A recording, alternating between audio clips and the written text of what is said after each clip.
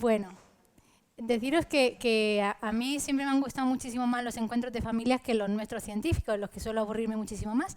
Entonces, bueno, pues para legitimar el honor que para mí es estar como ponente en una jornada como esta, pues deciros que, bueno, Pilar mandó unas propuestas de temas y yo vi y dije, este es para mí. ¿Y por qué estoy aquí? ¿Por qué me hace ilusión hablar de esto? Bueno, hay una parte personal que en un congreso científico no habla de la parte personal, aquí sí, entonces es como muy cómodo. Pues mi marido tiene un hermano con una encefalopatía epiléptica pues muy severa, con una discapacidad intelectual muy, muy severa, y ellos son argentinos. Bueno, pues por una mala transición a la vida adulta, ellos emigraron a España. O sea, muy bien el manejo del peque cuando era simplemente un niño, simplemente inquieto en casa, que había que estar muy pendiente de él porque como cognitivamente estaba regular y cada vez peor, pues rompía las cosas y tenía crisis que nadie controlaba. Pero cuando ese niño es el adulto que es ahora, que a mí me saca una cabeza y media, ya no puede vivir en una casa y el manejo farmacológico ya no es solo para controlar las crisis que nunca se han llegado a controlar, sino con una parte conductual muy importante, etcétera, etcétera, en Argentina era imposible porque lo tenían todo el día sedado. Entonces esa familia se cambia de país. O sea, es así de dramático y yo lo viví en primera persona. Y luego además yo tengo una prima que tiene un síndrome de Angelman, lo que implica pues crisis, discapacidad intelectual, problemas ortopédicos, motóricos, que es mi prima hermana, o sea, hemos crecido juntas.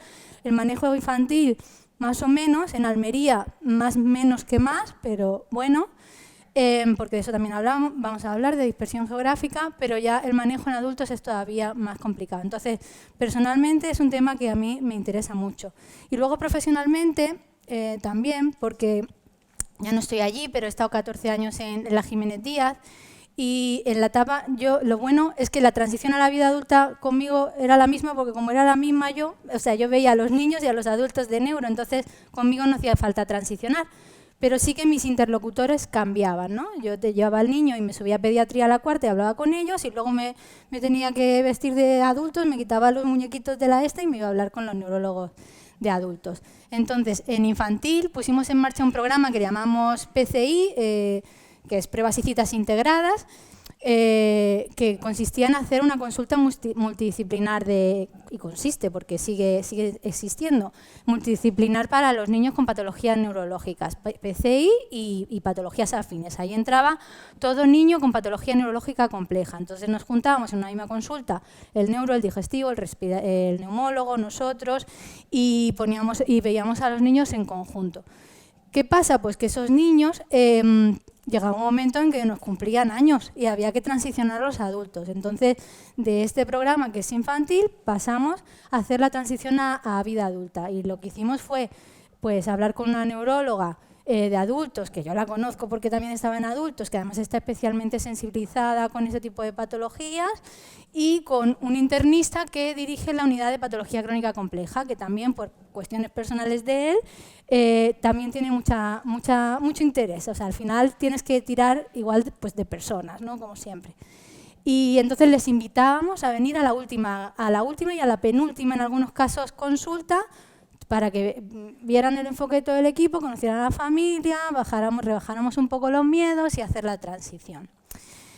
Eso fue lo principal que hicimos, así como en bloque. Y luego hubo pequeñas iniciativas más concretas, de patologías concretas, y una de ellas fue a petición pues, también de una asociación, de la Asociación de Pacientes con Síndrome de Rett, que estaban todos en el Niño Jesús, y claro, cuando tenían que transicionar, pues los Rett, cada uno se tenía que ir a su hospital, y aquello era un caos. Entonces hicimos una propuesta de un programa que vino la pandemia, y ahí yo creo que se quedó. Pero bueno, era un modelo bueno porque combinaba un poco atención telemática y presencial. Intentábamos, al final, pues igual que este hombre tiene que estudiar tantas enfermedades, pues a este internista que se apuntó a nuestro carro, pues le dijimos, pues ahora te tienes que estudiar el Rett. Entonces él lo estudió y dijo, vale, perfecto. Pues entre los dos dijimos, pues ¿qué necesitan estos niños con Rett? Pues una eco ginecológica porque toman valproico, el ovario poliquístico, una densitometría, la radiografía para la escoliosis, un análisis cada tanto de los niveles de valproico y no sé qué, no sé cuál. Vale, X.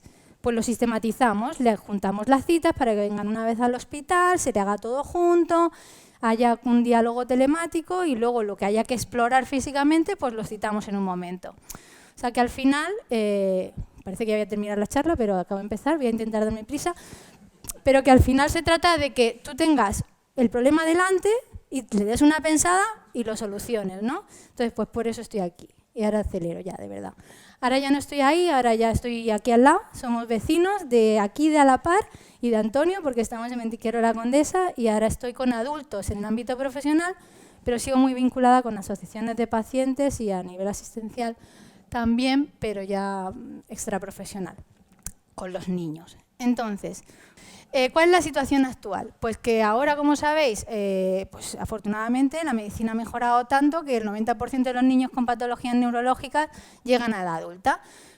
Son una población compleja desde el punto de vista del manejo clínico y nuestro sistema asistencial en adultos a nivel sanitario pues es deficitario o no encaja tanto con estos niños que se hacen adultos con esta patología compleja. ¿Por qué? Pues porque todos nos hemos ido subespecializando, entonces tenemos a los especialistas dentro de todas las especialidades subespecializados, entonces está todo partido a cachitos chiquititos. Entonces cuando llegas con un niño que tiene un montón de cosas, dices, madre mía, ¿cómo parto esto en tantos cachitos? Es que son demasiados especialistas. Eso en pediatría no es tan así. Entonces pasan de estar como muy cubiertos a decir, ostras, ya ahora tengo 27 millones de citas, ¿cómo gestiono esto? Luego también hay una tendencia a la alta resolución. ¿Eso qué quiere decir? Que todos los hospitales prefieren resolverlo todo en una primera consulta. De hecho, se llaman consultas de alta resolución. Tú llegas, te hacen una radiografía, vuelves, te la valoran y te vas. Eso es lo que interesa ahora. Y estos niños, pues, ¿qué os voy a contar? Así no funciona la cosa, ¿no? Luego, otro tema es que hay que ponerse también en la piel del especialista, ¿no? Tú eres un digestivo de adulto, estás sentado en tu consulta, te entra un estreñimiento, sale, una diarrea, sale, y de pronto entra un adulto, un niño, un joven, con una patología neurológica compleja, en medio de todos los demás, en tu agenda, que tienes 10 minutos para verlo, que no tienes ni la menor idea de su patología de base. Te colapsa la mañana, la energía, te pones a estudiarte si es que puede ser que esta encefalopatía epiléptica de origen genético tenga algún problema intestinal relacionado con ello y por eso te cuenta. El caso es que tú, que vienes con tu hijo con su caso concreto, de que es que lleva una semana, pues que igual simplemente tiene una gastroenteritis. Ya está. Pero a ese digestivo le haces focalizarse en la patología de base y hasta que él mismo no resuelve sus dudas, no te trata la gastroenteritis o el estreñimiento que tenga, ¿no? Y luego es verdad que los especialistas de adultos están muy poco habituados, ¿no?, al manejo de este tipo de pacientes. Otro problema añadido es que todavía, aunque parece que sí, la realidad, lo sabemos todos, es que no tanto, hay poca política de promoción de la salud. O sea, ¿qué sería lo ideal? Que nosotros cuidáramos de que estos niños, precisamente porque tienen una patología compleja, estén sanos. Sanos en general, de todo. O sea, que en vez de tratarle porque tiene una fractura osteoporótica, le hayamos hecho densitometrías porque entendemos que si está en una silla de ruedas, su densidad mineral ósea es peor y hay que monitorizarlo. Eso es cuidar de la salud. Y políticas sistematizadas en ese sentido, pues más o menos también. No importa. ¿Cuáles son los problemas de una mala transición a la vida adulta? De que no haya programas de transición a la vida adulta. Evidentemente van a tener peor estado de salud. O sea, son jóvenes que van a estar peor porque antes estaban muy controlados y ahora, pues igual, cuestiones que serían pues, de comorbilidad, o sea, de síntomas asociados a o relacionados con la enfermedad de base, pues se pueden desequilibrar. Puede haber menor adherencia a los tratamientos porque no tienes al neuropediatra ahí contigo, mirándote, cuántas crisis tienes, cuántas tal, te ajusto esto, o sea, la adherencia puede ser peor. Supone un estrés emocional, evidentemente, para todos afrontar ese momento de transición, para el niño y para los cuidadores, y todo ello al final redunda en una menor participación en la sociedad, porque es que pues, muchos de estos niños podrían seguir estudiando o tener una actividad laboral en su etapa adulta, pero si están malos, si al final no están bien seguidos, si no están bien equilibrados en general desde el punto de vista biopsicosocial, pues al final la participación lógicamente es menor. Sin embargo, esto no es un modelo coste efectivo. O sea, luego al final os pongo la bibliografía y se la podéis pasar porque no me quiero detener en detalles, ¿no? Pero la bibliografía apoya que estos niños que no han hecho una adecuada transición a la vida adulta en el sistema sanitario van 9 veces más que la población general al hospital. O sea, al final, no hacer bien esta transición y buenas políticas de promoción de la salud te cuesta dinero. ¿Cuándo empezamos a hablar de esto, ¿no? Cuando alguien dijo, vamos a pensar en este tema del niño con patología neurológica compleja que pasa a adulto. Puedes empezar a leer cosas decentes y realmente hablando de esto desde un punto de vista lógico desde 1993. O sea que aunque parezca que es algo que se nos ha ocurrido ahora y se lleva mucho tiempo analizando, y en resumen, cuando te miras un poco por dónde van los tiros de otras experiencias en otros países o en el nuestro, digamos que hay, dentro de los programas de transición a la vida adulta, pues 3 tipos principales. Hay pues, ciudades o países que han optado por hacer clínicas para adultos jóvenes. A mí me parece seguir compartimentando el asunto de niño a la clínica del adulto joven a la clínica del adulto. Bueno, es un modelo. Otros hospitales pediátricos sí que han hecho procesos estructurados. Venga, pues cuando el niño cumpla 16 vamos a hacer esto y estos son los pasos. Y luego hay programas puente, que más o menos es lo que os decía que habíamos hecho nosotros en la Jiménez Díaz. Pues venga, pues hacemos una consulta conjunta y así hacemos el relevo así, ¿no? Yo te lo paso, te lo cuento, estamos con ellos y te lo paso. Concretamente en Madrid, yo hace un año que me fui de la Jiménez Díaz, no hace tanto, pero por si acaso había pasado algo en ese año, como encima ha sido un año tan raro, pues hace unos días volví a preguntar a mis compañeros. Tenemos un grupo de rehabilitadores infantiles. Oye, ¿cómo vais con los programas de transición? ¿Hay alguna novedad que no me haya enterado? Que yo sepa, así como tal y funcionando como yo la entiendo, no. Está en el Gregorio Marañón, que lo lleva Olga Arroyo, que han hecho un modelo de gestor de casos, que ahí lo que han hecho es que Olga y sus compañeros rehabilitadores pues han dicho, venga, pues hacemos nosotros de gestores de casos. Entonces ellos centralizan a ese niño, le hacen la transición y son ellos los que determinan, vale, pues este niño necesita consulta con el digestivo, consulta con el endocrino, consulta con el neurólogo adulto. Y ellos hacen esa gestión y los acompañan hasta los 20 y tantos, hasta que ya ven que están con sus rutinas y con sus citas periódicas. Y luego, pues, lo que nosotros hicimos en la Jiménez Díaz. Luego hay otros hospitales que lo manejan, pues, cada uno, pues, como considera. Igual sí que hay un relevo de que el neuropediatra habla con el neurólogo de adultos, pero no es un modelo de transición como tal. Os cuento brevemente algunas experiencias concretas. En este artículo lo describe por encima, porque no entra en el detalle, pero me gustó, aparte que como han sido imaginativos con el nombre y queda bien, ¿no? El lifespan es el Living Independently and Fully Engaged. Al final lo que hacen es que es un modelo para jóvenes con discapacidad de inicio infantil, que bien, cuadra, fue en Toronto. Lo que hacen es preparar al niño desde 2 años antes en el hospital pediátrico para esa transición. Y hacen lo que hemos dicho, ¿no? Un protocolo muy estructurado de esa transición a los especialistas de adultos y los siguen, porque eso también pasa, ¿no? Hay veces que transicionan, vale, sí, van a la primera consulta, pero luego no hay un seguimiento. Entonces ellos sí que hacen ese seguimiento en el tiempo para asegurarse que realmente permanecen. Y hacen un estudio de los resultados de los pacientes incluidos en este modelo y los no incluidos en ese modelo en su propio hospital, y aunque ellos dicen, vamos, que lo reconocen, que no son resultados estadísticamente significativos, por lo menos por ahora, es un estudio del 2021, lo van a ampliar ahora, sí que ven que tienen menos visitas a urgencias los que están incluidos, menos visitas a urgencias, pero más que en el hospital pediátrico. O sea, vale, van menos a urgencias que los que no están incluidos en el modelo, pero comparado con ellos mismos antes de transicionar, van más. Y hay menos hospitalizaciones. Y cuando miran los resultados antes y después del programa de transición, ahí sí que no ven diferencias. Hay otro estudio que a mí me hizo pensar un poco, ¿no? en España, y esto sería posible nosotros, que habla del papel del médico de atención primaria. Es como otro modelo O sea, ¿qué os parecería si el gestor de casos, el que se garantizara esa transición, fuera el médico de atención primaria? Bueno, pues idealmente no tendría mala pinta porque está más cerca de las familias, porque igual es más accesible, porque puede gestionar las citas, puede estar más... Pero claro, eso tendría que ser si todos sabemos cómo funciona la atención primaria, que yo tengo mucha suerte con mi médico de familia, pero igual mi vecina no. Se lo han cambiado 73 veces, nunca es el mismo, no le dan cita presencial, le llama por teléfono cada vez uno. Entonces, si esto funcionara, pues sería una opción. A día de hoy, a nosotros en España, pues no nos sirve. Si miramos por ir un poco más rápido y decimos, bueno, pues en vez de revisarlo yo, vamos a ver revisiones bibliográficas que hayan hecho otras personas sobre este tema.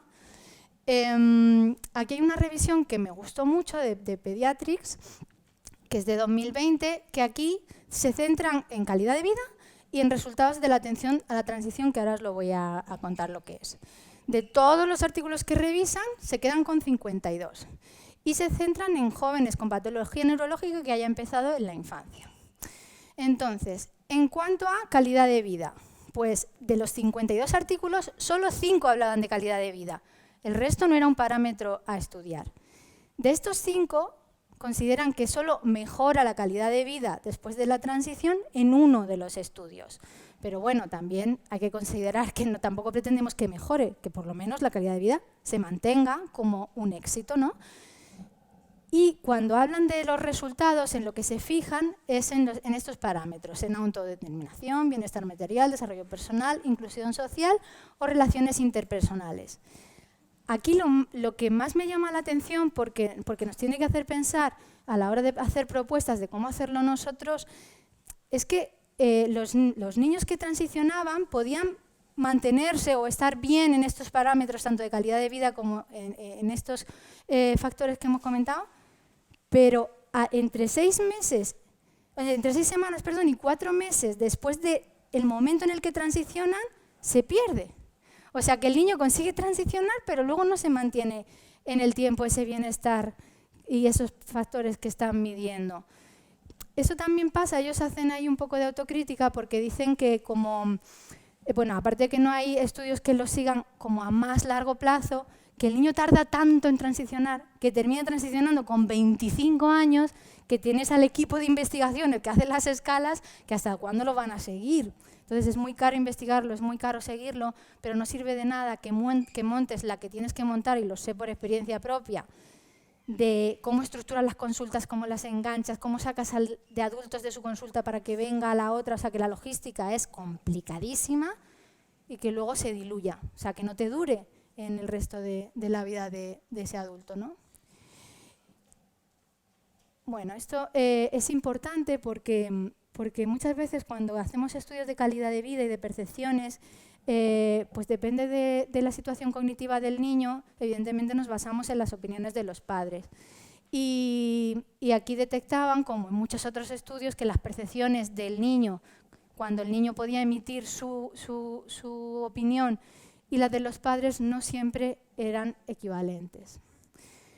Hablan en esta revisión de un modelo que a mí me gusta mucho conceptualmente, pero es verdad que no lo desarrollan, no os puedo dar el detalle, pero me gusta, y además a ver si consigo, porque donde lo describían es un artículo que no podía conseguir y lo quiero conseguir porque me gustó mucho, porque está enfocado a todos los implicados. Le preguntan a los profesionales, a los padres y a los jóvenes, y en vez de decir a qué edad empieza la transición, se basan más en el momento del desarrollo de la persona, ¿no? Y parece que sí que ellos defendían conseguir resultados más sostenibles a largo plazo y una mayor satisfacción con la transición. Y sobre la edad de inicio hacía una reflexión, y es que la UNESCO, así en líneas generales, no para los niños con patología neurológica, debería empezar a los 12 años. Bueno, pues de todos estos estudios, solo 2 empezaban con 15, con 12 ninguno, y el resto empezaba más tarde. Entonces es que nos venimos a poner las pilas muy tarde y luego pues pasa lo que pasa, que todos nos agobiamos, los profesionales, los padres y todo. En el caso del síndrome de Dravet, en este estudio lo que hicieron fue preguntarle a los padres, además a través de Facebook, de un grupo que tenían y tal. y les preguntaron sobre cómo habían hecho esa transición. Cogieron a padres que tenían pues, hijos con síndrome de Dravet con adultos jóvenes. ¿Y qué decían los padres? Pues que todos los programas, o sea, cada uno con su programa, claro, que estos programas no son para sus hijos, que se empiezan demasiado tarde. El 71%, que es un montón, decían que a ellos les seguían viendo sus neurólogos pediátricos y así, sin más. Y percibían un disconfort de los equipos de adultos con el trato con el cuidador, desconocimiento del síndrome, que estaban siempre fuera de todos los programas comunitarios que había de promoción de la salud, que sus niños nunca estaban, y que ya si a eso sumabas, que es lo que decía yo al principio con mi prima en Almería, la dispersión geográfica, pues es que en Almería no está Antonio, es que no hay, o sea, ahí hay un neurólogo, 2 neurólogos y que le llegue a alguien con un Dravet, es que no puede ser. Entonces, que no son los mismos padres, pero una iniciativa de padres con niños con síndrome de Dravet. ¿Qué hicieron? Pues a mí me parece súper interesante para cualquiera de los síndromes o entidades que se puedan agrupar en algo. Pues dijeron, sus neurólogos vamos a hacer, no es para que lo leáis, es para que veáis lo que ocupa. Es un doble cara de un folio en el que el neurólogo de infantil le explica al neurólogo de adultos qué es un síndrome de Dravet. Y entonces, pues se lo dan y el padre iba a su consulta de adultos. Mire, para que usted no se vuelva loco esta tarde cuando cierre la consulta, esto es el síndrome de Dravet. Pues fenomenal. O sea, ya me hubiera gustado a mí que en mi consulta de rehabilitación, cada vez que venía alguien con el síndrome de One-String, me hubieran venido con el folleto. Pues te ahorras y vas muchísimo más rápido. Pues bueno, pues algo a apuntar, podríamos hacerlo. Entonces, cuando uno se pone a valorar, a proponer, a pensar o a ver de lo que hay, si te gusta o no, un programa de transición a la vida adulta, los indicadores en los que hay que fijarse, yo creo que siempre tienen que envolver a todos los que están implicados en el asunto. Y este estudio destaca unos cuantos que a mí me parece que son bastante razonables. Bueno, algunos lo he añadido yo porque unos son los percibidos por el paciente, que son los PROMs y los PREMs.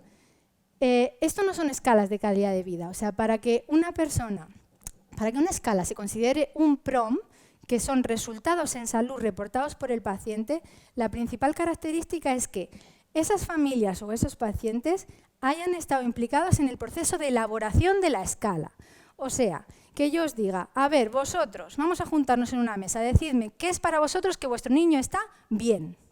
Pues que no hemos ido al hospital, que duerme bien, que come bien, que en el cole este año no me han llamado y que no tiene dolor, a mí me parece, por sus gestos. Eso es que mi niño esté bien. Eso no es lo que nosotros vamos a mirar. Yo le voy a pasar la escala de Bartel, el Lawton y Brody, no sé qué. Le vamos a hacer un electro, vale, pues oye, la actividad de fondo no sé cuántas y no sé cuántas. Y la analítica, no sé, esos son los nuestros. Pero los vuestros, pues los vuestros son estos. Y estos, que son los de experiencia, porque estamos hablando de un programa de transición que se hace para vosotros, para vuestras familias. Pues oye, ¿qué valoras cuando tú vas al médico? Pues mira, yo valoro que no mire el ordenador y me mire a la cara, que me explique por qué le han cambiado el fármaco antiepiléptico, que por qué no le podemos hacer una resonancia todos los meses, por qué tiene sentido, por qué no tiene sentido. Eso es lo que yo valoro en experiencia. Y que tenga un teléfono o un mail para que si tengo una duda le pregunte. Vale, pues que eso me lo valoren en una escala y después me digan si el programa funciona o no funciona. Y luego están los de los numeritos, como yo digo, ¿no? Nuestros interlocutores con los que siempre nos tenemos que pelear, vosotros y nosotros, que le tenemos que decir, vale, pues mira, nuestros niños han ido menos a urgencias, han ingresado menos y han molestado menos a los especialistas de infantil este año. Y si comparamos el número de niños que teníamos en infantil y el número que tenemos en adultos, los tenemos a todos seguidos, no hemos perdido gente por medio. Pues eso también es un indicador. Entonces, ¿qué propuesta hacemos en conclusión? ¿Cuándo se empieza la transición? Bueno, pues sobre los 14 o 16 años deberíamos de empezar a darle vidilla a esto. Y yo en ese sentido, aunque entonemos el mea culpa los sanitarios, me parece que vosotros, como siempre, tenéis que ser machacones y decir, oye, que tiene 14, que ya sé que le faltan 4, pero ¿cómo va a ser esto, no? En los servicios de infantil esto debería estar sistematizado y personalizado, que no son excluyentes. O sea, que esto tenga un cómo y que luego tu hijo tenga sus particularidades, ¿no? Se podría crear una especie de pasaporte de salud. ¿Eso qué sería? Pues un informe resumen, pero que lo podríamos estandarizar. Oye, pues para niños con patología neurológica compleja, ¿qué vamos a mirar? Pues hacemos un checklist. Pues esto, y que no vayáis, porque es que también hay que ponerse en la piel de adultos, ¿no? Que no vayáis con todos los informes de infantil. Mira, estos son los del neurólogo. Y aquí les traigo los del digestivo desde 1900... Entonces, bueno, pues que haya un informe resumen que al final los especialistas digamos, ¿qué necesito yo saber como especialista de adultos en oftalmología para que el oftalmólogo infantil, tal, pues esto, pues pónmelo aquí y no me mandes la carpeta de informes? ¿Podríamos hacer una consulta conjunta? Bueno, podríamos. En la fundación lo estábamos haciendo. ¿Podríamos hacer que pudierais ir antes de transicionar al hospital de adultos para ir tomando contacto? Podríamos. Evidentemente son dos cosas que uno dice, bueno, eso es imposible, luego la logística es muy complicada. Bueno, pues podemos hacerlo de forma telemática.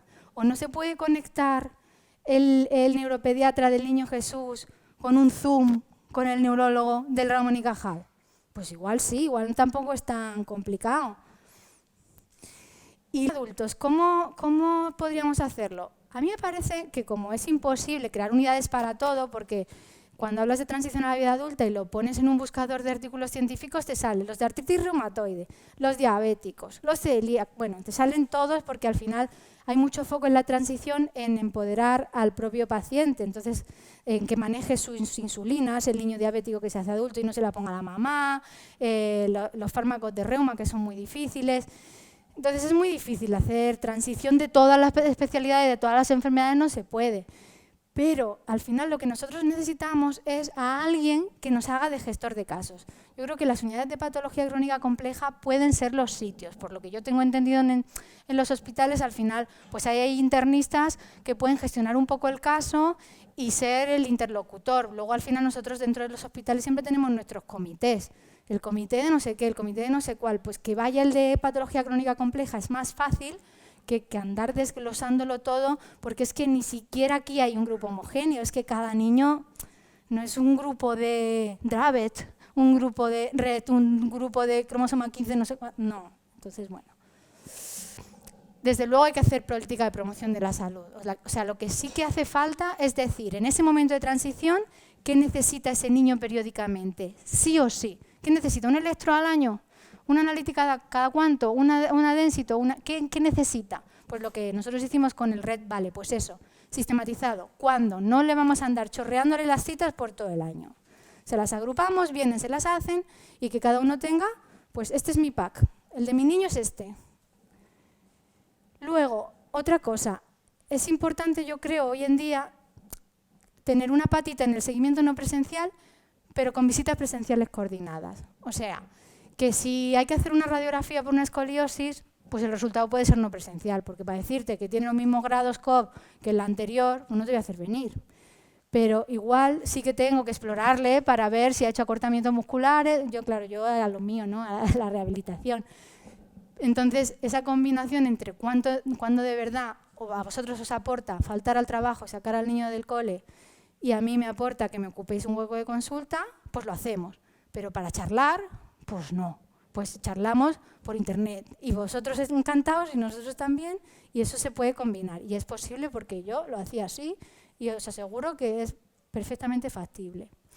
Luego necesitamos, dentro de la transición, que haya circuitos específicos en urgencias y en ingreso. O sea, no es de recibo que lleguéis con vuestros hijos ya adultos a una urgencia de adultos de un La Paz y os quedéis allí 5 horas entre el que tose, el que vomita, o sea, no es el lugar y eso hay que organizarlo bien. Y si al final ingresa, habrá que organizar un circuito donde el ingreso sea en unas condiciones diferentes, porque sois familias diferentes al resto, ¿no? Y luego yo creo que es muy importante lograr una buena coordinación con, ahora se llaman unidades de soporte, bueno, con las unidades de paliativos, que es verdad que según la gravedad de los casos hay algunos que están encantadísimos con el seguimiento que se hace en domicilio por las posibilidades que tienen de visitas a domicilio, seguimiento telemático con las unidades de soporte. Bueno, esta es la bibliografía que yo he consultado, que os la dejo, y este es mi correo. El segundo es profesional y el primero es uno que creé cuando el COVID para esto, pues para que algunos lo tendréis. Para cuando alguien tiene una duda y se lo quiere preguntar a un rehabilitador, pues tengo ese correo y lo respondo. Y ya está.